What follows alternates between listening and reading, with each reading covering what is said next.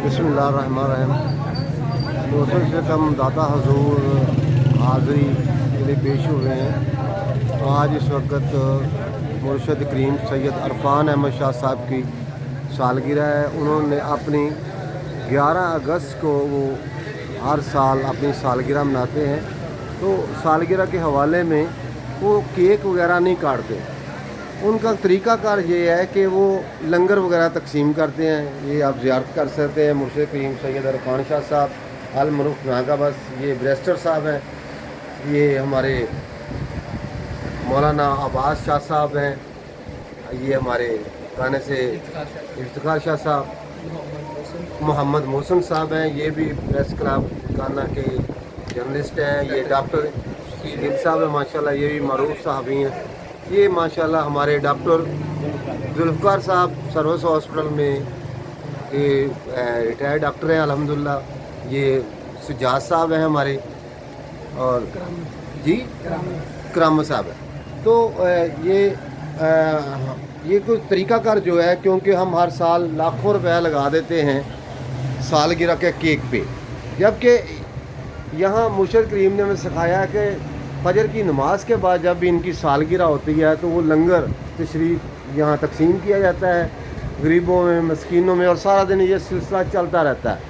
मेरा ख्याल है कि हमें अपनी सालगिरह भी इसी तरह गरीबों में लंगर तकसीम करके मनानी चाहिए, जब ना कि हम फजूल अंग्रेज़ों की रस्में, केक पे नाम लिखा होता है और 14 अगस्त का झंडा बना होता है उसके छुरी फेर दे दे।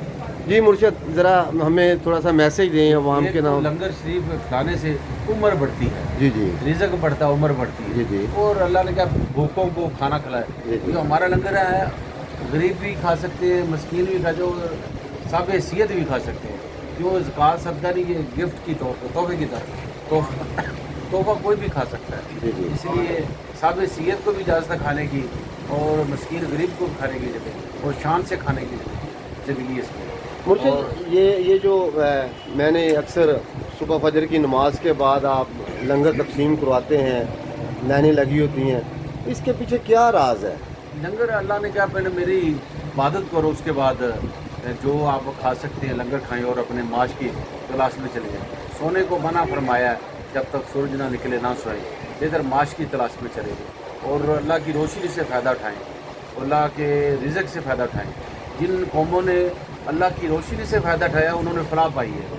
हमें ये रात को आराम करना चाहिए और दिन को काम करना चाहिए। अल्लाह ने रात आराम के लिए बनाई है और इसमें एनर्जी कम खर्च होती है। दिन में काम करें और रात को आराम करें, एनर्जी नहीं।